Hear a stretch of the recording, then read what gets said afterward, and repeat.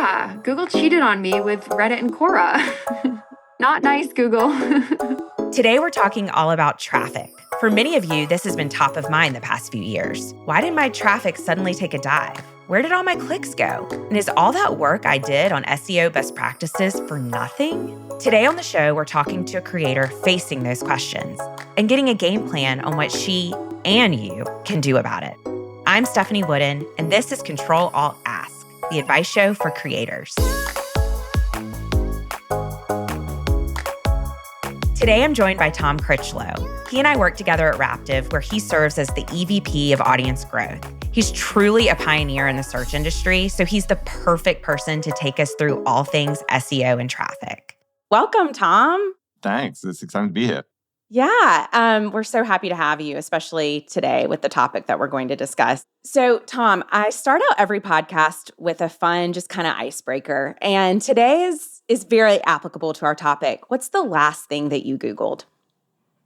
I mean, I probably Google 5,000 things a day. I remember last night I was Googling how to make a spiralized zucchini salad. I was trying to make a quick dinner for the kids, and spoiler alert, I ended up eating all of it. But it was tasty. I'm very impressed because I've tried to do that before, and it's not as easy as it seems, and there's a lot of water in the zucchini when you make it. That is the pro tip, yeah. Pro tip, squeeze the water out. Okay, so without further ado, Tom, let's get into today's question. Hi, my name is Addison Labonte, and I am the blogger behind Organically Addison. I have over 800 gluten-free recipes on my blog. I started it back in late 2018 after I had been gluten-free for a couple years. And I was working in finance at the time, felt very unfulfilled and wanted to kind of do something fun and for myself. So I started the Instagram account Organically Addison, and then people started asking where they could find the recipes. So that's how my blog was born. In the very early days, I truly had no idea what I was doing when it came to blogging. Then in 2020, when I was working from home, I was able to dedicate a little bit more time to learning SEO and keyword research and best practices when it came to blogging. So I really dug in deep when it came to keyword research and saw my traffic soar. And then in September of 2023, I remember hearing about a big Google Core update that was going to get released, and I was not concerned at all. And then I started checking my earnings report and pretty quickly saw that my earnings had just about gotten cut in half. I lost about 50% of my traffic, and almost all of that was coming from Google. And so I started looking up all of the keywords that I had ranked highly for previously, and I could see that there were search forums that were now ranking ahead of me. So the two biggest ones that I saw were Reddit and Quora. And that's pretty confusing when you have a recipe blog, because if somebody's typing in a recipe for, let's just say, chocolate chip cookies, I don't necessarily think that they're going to be looking for a forum style where everybody's posting about cookies. I think that they're probably going to want to come upon a blog where there's real images and somebody has made this in their kitchen at home and here's the recipe. I was truly shocked because SEO and keyword research at that point were such a focus of mine. And I've listened to all the podcasts, watched all the YouTube videos all about keyword research, especially for food bloggers. And I really thought that I had done everything by the book. I've always played by the rules. I'm not a rule breaker. And so to get penalized that heavily, I was frustrated. I was upset. It honestly felt like a betrayal. So it's been about 2 years now since that happened, and while I have recovered some of my traffic, my blog is still not where it used to be. It's still down about 30% overall. So my question is, how do I get my traffic back? Wow. Addison, thank you so much, first of all. I feel like she articulates her problem so well, but I was pretty shocked to hear she lost almost half her traffic. It's a lot, right? Yeah. But does that story sound familiar to you, Tom? I mean, obviously that's a lot of traffic, so I don't know if that's kind of an extreme case, or does that seem like commonplace right now? Honestly, not that uncommon.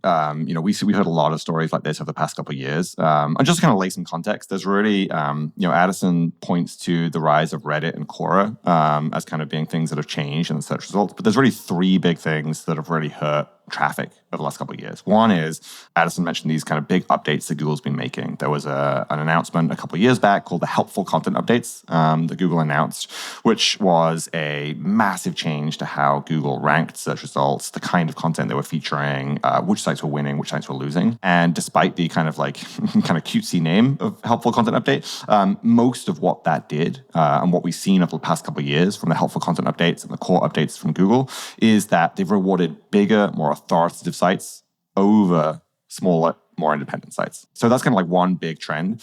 The second big trend that Addison calls out is the rise of Reddit and Quora. So we've seen across all search results, Reddit and Quora appearing far, far more prominently than they used to. Obviously, Reddit has an actual bespoke deal with Google. So they have a direct relationship, and obviously that we believe that that's kind of a direct result of what's happened with that increased visibility appearing across the board.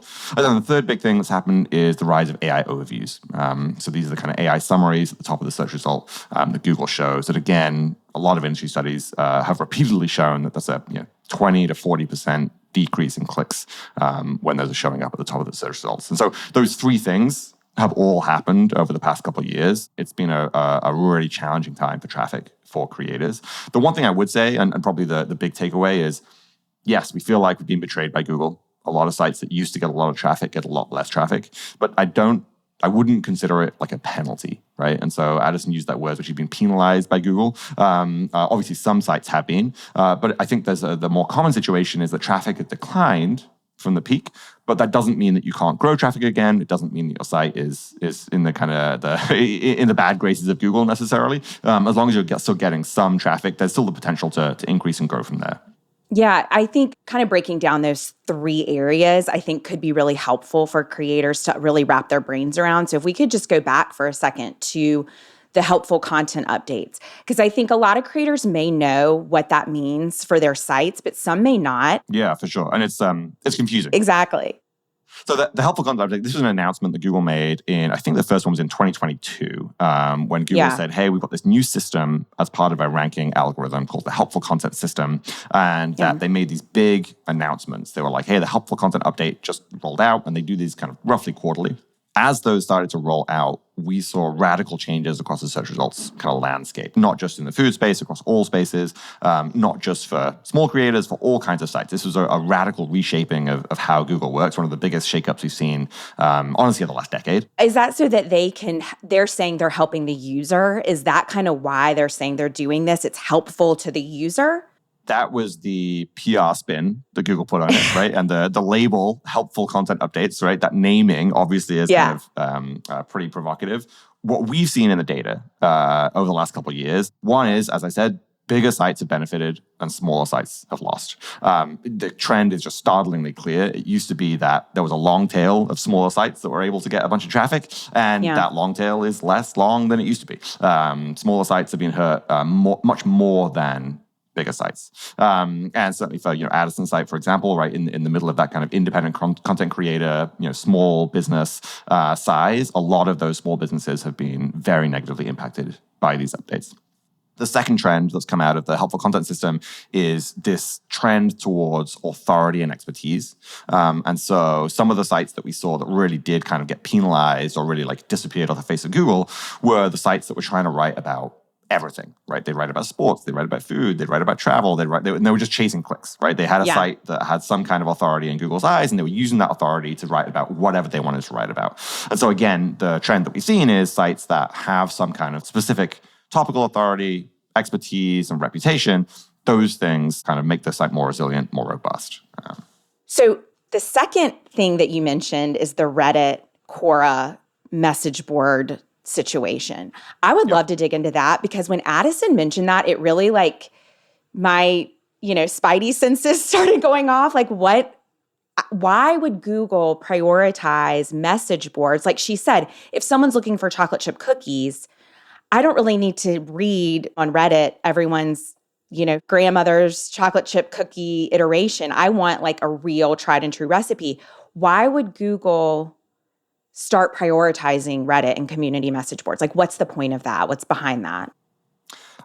I mean, there are some kind of conspiracy theories for why Google's doing that around. Oh, really? Monetization of That's content not this and so kind on of the web. podcast, but we love a maybe not go conspiracy down theory. that path. The stated reason that Google has talked about, and I think is mostly true, is that users like first-hand perspective.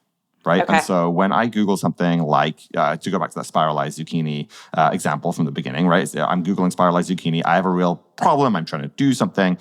I want content that is real content from real users with real perspective and point of view, right? I don't want just like a Wikipedia article on spiralized zucchini, right? Like I don't want all of the facts and like, the science of zucchinis. Sure. I want people's experience, people's ideas, people's thoughts. And in a lot of niches, that first-hand perspective has been eroded as the web has professionalized, as content has professionalized, right? And so you can think about this, a good example is something like best headphones for runners, right? And you might Google something like best headphones for runners, you'll get a lot of like media publications, right? With a lot of essentially professionalized content, right? You've got content writers, content editors, it's all very slick, it's all very glossy. Yeah. It's not necessarily bad content, but you lose a lot of that magic of the web of like some random person on Reddit being like, I love to run in Chicago and my favorite loop is this. And these are my headphones. I love them because they don't fall off my ears when they sweat and blah, blah, blah. Now, that isn't as in-depth as like a full, like Wirecutter article, for example, where they're like, hey, we've tested them and we've done, studies and we've done 15 different headphones. But I think what Google realized is that people love that first-hand perspective. Even if it isn't as thorough, we don't want to lose that magic of real people, real point of view, first-hand perspective. Now, in the food space in particular, it's a little more nuanced, I think, because a lot of the food content, a lot of the content in the food space is written from first-hand perspective, right? A lot of bloggers, a lot of creators are sharing their first-hand perspective. They are sharing their own ideas, their own photos, their own perspective. And so we haven't actually seen the Reddit and Quora, I would say, like as an issue as much in the food space. They obviously show up a lot more than they used to, but they don't show up at the top of the search results page as much as they do in other industries. So I think that's really interesting. The kind of the commerce space in particular has been very, very heavily impacted by this, where you might Google something like best headphones for runners, and you might see Reddit literally number one. In the food space, you'll see Reddit showing up a lot, but it's usually kind of towards the bottom of the page or, underneath the recipes that are showing up. Okay, that's good to understand. Do you think, and not to put Addison on the spot, but I mean, we are talking about her problem. Do you think that Reddit and Quora were really the issue behind her traffic drop, or was it like an amalgamation of a bunch of different things and that happened to be part of it? I mean, the trend for everyone is that it is an amalgamation. Almost every site has been impacted by one of those three levers. But I would suggest that for Addison's case in particular, the helpful content updates and that kind of the core ranking changes that Google's made is almost certainly the biggest factor in determining her traffic losses. And again, it isn't necessarily that she's been penalized, and it's unclear whether getting back to the traffic level she had before is the right goal. I would anchor more to, for the traffic she has today, how can she grow that? And it sounds like she's done some good work recovering and growing since those updates. But again, the old world may not exist anymore, right? There isn't necessarily a way to kind of go back to 2022, 2023. Right, because they've changed the world. playing field. Right, they've changed the playing field, and you have to kind of adapt and adjust to that. And then you mentioned a third, which is AI overviews. How has that really impacted search? What, in your experience and your expertise, have you seen? I would say, in a summary, it's incredibly straightforward. When AI overviews show up, the click-through rate goes down, right? Multiple industry studies have confirmed that and backed that up. Order of magnitude, -20%, -40% clicks. Wow. The math isn't hard, right? These things show up a lot, and when they show up, clicks go down. That's been really bad for creators and publishers. And again, I think Google has, if I'm being honest and frank, I would say they've been lazy in a lot of the ways they've rolled out AI overviews. They do it very quickly. It's been a hammer, right, to kind of solve a problem, and they've just rolled it out en masse. I do think that we will see AI overviews get better and smarter over time. They'll integrate more of the things that we expect from search, like the recipe cards and the images. They'll do more of that integrated into the response as it gets smarter, I think. And hopefully, in a perfect world, it would still lead you to want to delve more into an actual site to get the full experience. Do you foresee that with, it getting better, new iterations, them talking to creators, getting that feedback, this is helpful, this isn't helpful. What is truly helping users and thereby, creators? That is a great question. And again, we could probably spend the whole podcast episode talking about the... I know. And I want to get into the advice portion. So yeah. Public relations and comms strategy from Google is it's a whole other thing.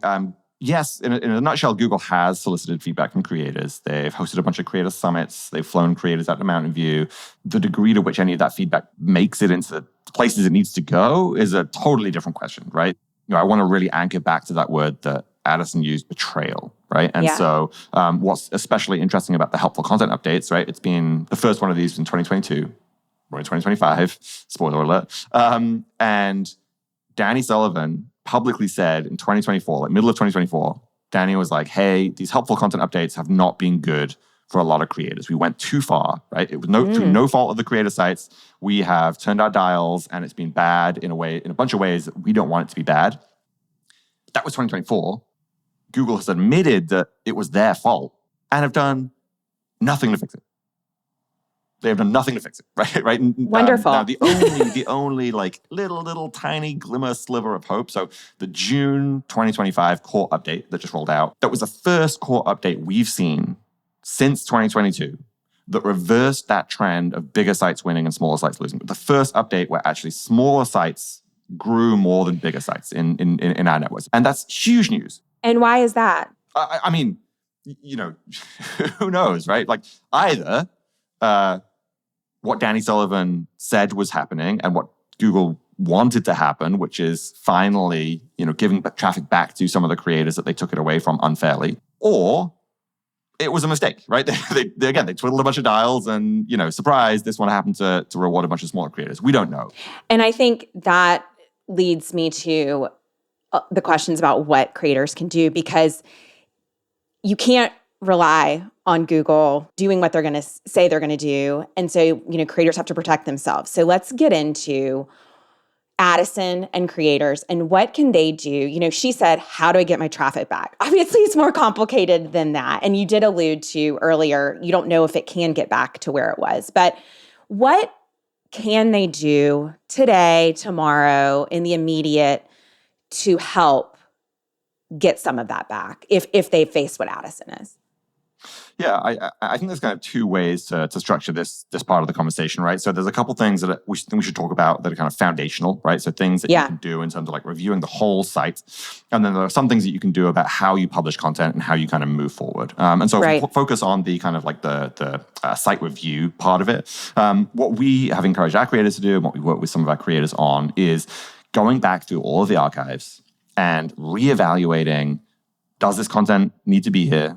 Is this content high quality? Does it meet my standards? And does it align with the authority and expertise that I have, right? And so, and this isn't talking about Addison in particular, but we see, for example, a bunch of food sites who are producing really good quality recipes, but back in the archives, they have a bunch of content around their trip to Vegas and a poker weekend or like interior design content or whatever it might be. And there's a ton of that content still sitting around in the archives that is not relevant to the current site's kind of focus, authority, expertise, which is a big thing that Google cares about. And again, this is what we've seen from the helpful content updates is Google really cares about this authority and kind of trust profile on a site-by-site basis.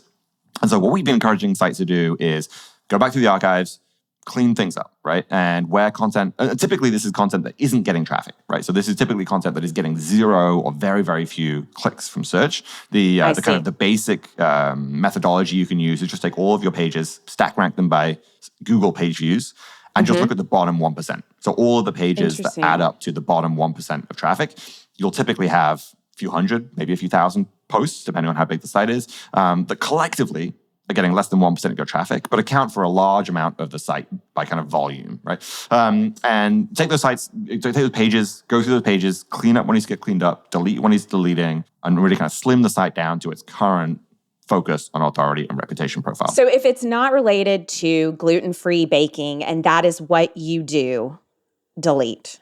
I would certainly say reevaluate, right? And so like you don't need to delete everything, right? And certainly some stuff might have like real sentimental value. Like humanity. You don't want to erase, you don't want to erase every trace of humanity from the site. But where things are really off topic and it's not getting any traffic today. And so you should feel permission to go and aggressively delete that content. But again, it isn't about getting rid of every single page. It's more about cleanup, right? It's about rebalancing the site and getting rid of stuff that's really problematic. Very Marie Kondo of you, Tom. Totally. Yeah. The second part of that site audit, the review that I would do is on the same theme. You want to beef up the author reputation, author profile, and expertise on the site. Typically, the format on the site is that you would have an about page, which is like about the site, which obviously talks about Addison as a person because the website and the person are kind of the same thing. But in Google's eyes, they are still separate entities, right? And so you have the about page for the site, and then we also are encouraging our creators to make an about page for the author. And so even if that feels somewhat redundant a little bit, again, a lot of sites do have multiple authors, especially in the archives. And so going back and making sure that byline specifically links to the author page, right? Making sure that author page lists all the credentials you have and the expertise that you have and really showing off that kind of authority. Those things really matter as well. And again, we've seen sites that do that being more resilient through some of these algorithm updates than sites that haven't done that. That's so interesting. So Google is looking at them like, okay, there is a real person behind this content. It's authenticated in its own way because there is a bio for this author, and it will prioritize that. Is that what you're saying? Yeah, and we've seen direct signals from Google that they care about this. So for example, Google Discover has tested showing the author name as well as the site name. Google's made public statements about, making sure that your author pages and your author reputation and so on are clean, well-structured, et cetera, et cetera. So we know this stuff matters. Yeah, and you mentioned the signals to Google Discover. I would love to talk quickly about Google Discover and if that's something that can play into like this diversification that you're talking about, other things that creators can do. And maybe just quickly explain what it is.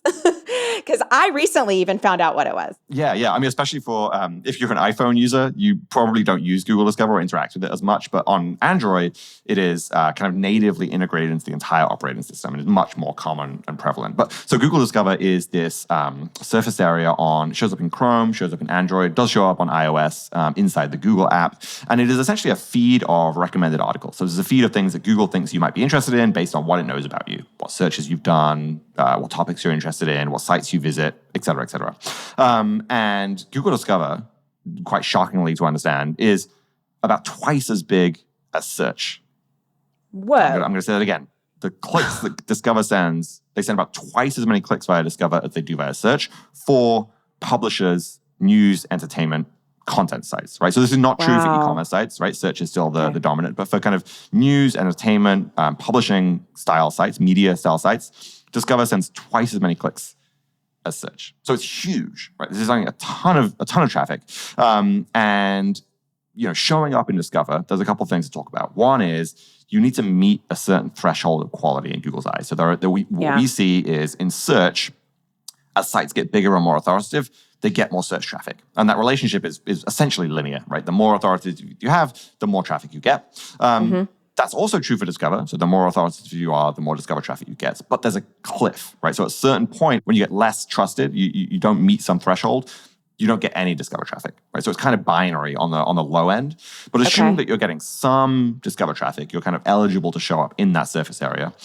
There's relatively simple things you can do. And by far and away, the biggest, if creators take away one thing from this podcast episode that they can do, by far and away, the biggest thing you can do that most creators today are not doing is writing a social title. So this is a little bit nuanced, so I'm going to get into it for a second. So the social title is a thing that shows up inside WordPress or inside the CMS that you're using. Under the hood, it shows up in the source code as an open graph title. So sometimes you'll hear it referred to as an open graph title. And this is essentially a meta tag that sits on the page that is typically a more verbose version of the post title itself, right? So to use Addison, for example, I was taking a look at Addison's site before the podcast, and a really good example, she recently published a recipe called Baked Peaches. And so the title of the post is Baked Peaches. It's about baked peaches, as you can imagine. It looks delicious. And the title that will show up in Google Discover just says Baked Peaches. But you can rewrite that title to be more enticing. And because Google Discover is not a keyword-based, search-driven surface area, it is a recommendation, right? It's a feed of content. You need to stand out and you need to entice the click, right? And so you have a lot more room to write a longer title that's more descriptive, more enticing. And so it could be, these delicious baked peaches dessert are my favorite for fall, or the gluten-free baked peaches dessert is what I'm eating right now, or yummy creamy baked peaches, or like baked peaches with only 4 ingredients, like whatever kind of spin you want to put on it. And this isn't necessarily about like clickbait. It isn't like this one dessert will blow your mind. Number 3 is peaches. It's about descriptions, it sounds like. It's more about description. It's just about enticing the click. Literally just, when somebody shows that up in their feed, can you make it seem more enticing? And so, again, like specifically for Addison, but also for a lot of creators, it's very, very common, not writing distinct social title tags, those open graph titles. And so rewriting those for the post that you're writing, nothing changes about the rest of the page that you're writing, but writing that descriptive title helps you show up in Google Discover, helps you get a higher click-through rate. And Google Discover is it's a very tight feedback loop. So if a piece of content shows up in Google Discover, Google sees that the metrics are good, so people are clicking on it actively, then it will show it more, right? So the higher click-through rate then triggers more promotion, more impressions, drives more clicks. And so it has this kind of like self-reinforcing loop that happens. So it's incredibly straightforward, right? You can just write the content you're already writing today and you can add social titles. That will help. Same for images. You want to make sure that the open graph images that you're adding to the post are the right size. And we'll put a link to the help article in we'll put it in the show notes. So creators can follow up with some of the technical details. But essentially, this is a very small thing that you can do to help you show up on Google Discover. Tom, I feel like you're kind of blowing minds right now, because I think this is something someone could literally do today that probably a lot of our listeners do not realize. I think this is like one of the most applicable pieces of advice I've had since interviewing experts on this podcast, which is awesome. Yeah, and in the food space in particular, it's a really kind of like, not to no pun intended, but it's a low-hanging fruit, right? It's like, this is a thing that is easy to do. A lot of creators are not doing, and has a good chance of driving more traffic. And the good news about this, what I like about the Discover advice and this keyword targeting advice, is it's about writing for the reader. It's about being human. It's about being enticing. It's about being descriptive, right? The old SEO world of whatever the tool spits out is the keyword. I got to write about that keyword. I got to jam that out. It's like, that isn't what works in 2025, right? That hasn't worked for a while. And so increasingly, I'd really encourage creators to think about writing for the reader. And those are the things that really anchor success for 2025. Tom, these are such good tips. I cannot even tell you. But, it's kind of answering my question I had for you, which is SEO still worth focusing on? And it sounds like yes, if you're doing it in this way. 100%. I mean, SEO has been dead for 15 years now, right? SEO is dead. Organic Google traffic is still by far and away the number one traffic source for creators on the web. And it's not even close, right? Like, not even like, it's kind of a number 2. There's no number 2, right? And so this is good news and bad news, right? The good news is, growth in Google traffic is still absolutely possible. Lots of creators in our network are seeing really great growth. They're doing the right things. They're doing some of the things we mentioned around author reputation, cleaning up the archives, writing new content in new ways, focusing on the reader, and they're seeing huge traffic growth, right? Not all creators, right? It's been a rocky time, but it's definitely still possible, right? And so you may not anchor back to the traffic you had in 2020, 2021, right? Maybe those days are gone. But from where you are today, growth is definitely still on the table. And Google is still the best channel to drive that through. Again, if you're doing things in the right ways. Just to touch on the others, for example, like, building an email list, that's a great idea. You should do that. Email is incredibly valuable, but isn't going to match the size of Google search traffic. Pinterest, Facebook, Twitter, all declining outbound clicks, right? So if you think there's another alternative out there, I hate to break it to you, but there kind of isn't, right? Google is really like the big game in town still. And that word that Addison used, betrayal, I think that is true. I think Google went too far. I think they betrayed a lot of creators and a lot of sites. The one thing I will give Google credit for is there is not a lot of AI spam in their search results.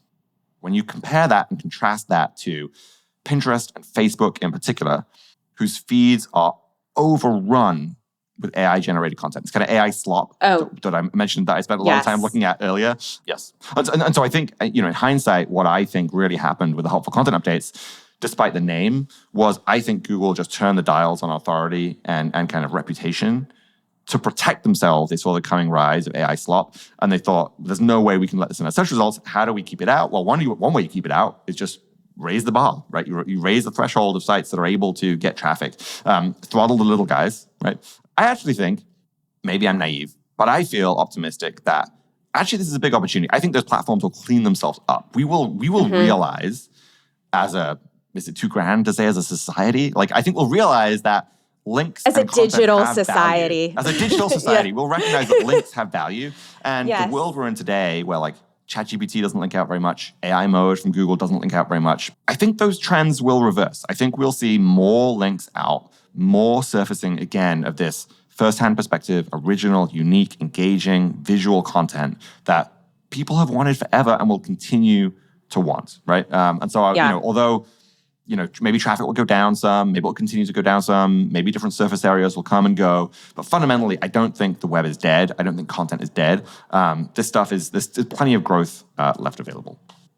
Yeah, and I was going to say, it sounds like, and this has kind of been a through line, I think, with other experts I've talked to, whether it's about this, AI, don't chase the fear and don't chase the trends or the fads. It's like, keep your eye on them, but like keep your head down and do what you're doing. Slight tweaks can actually make a huge difference in this landscape, but you're not going to veer too far off the course that you're on. Is that kind of accurate? Yeah, and I would go even further to say, we know that Google uses like user engagement signals and real traffic data to understand what pages are really getting traffic and which pages are really engaging with readers. So, we kind of always suggested this as an SEO industry, but we now know for sure, right? Like all of the DOJ trials from Google the last couple of years, all the unsealed documents, we now know that Google is using all those signals, those user signals, to rank content and to be able to say, this page is good, people like it. And so if you ever needed confirmation or reassurance that, making your page better for readers is the thing that will drive SEO results, now is a better time for that than we've ever had. Now, again, doesn't mean you can completely ignore keywords and search volumes and how your page shows up in search results and optimizing some of those things. Like, there's always things you can do, but by far and away, I think the North Star, the driving force, should be writing for the reader, writing things that readers are going to want to read, engage with, stick around with, spend a lot of time with. Those things are absolutely going to matter. That's amazing. Perfect note to end on, Tom. We so appreciate this. I feel like if you weren't taking notes, that's okay. We'll provide a transcript, but I'm sure people were taking notes because this is all really applicable, tangible things people can do today. Thank you so much for joining us. This was such an enlightening conversation. Yeah, thanks for having me. It's fun to chat anytime. For more information on everything we talked about today, visit the show notes or our website, raptive.com/control-alt-ask. And if you have a question, email us. You can email us at control-alt-ask@raptive.com. That's CTRL alt-ask@raptive.com.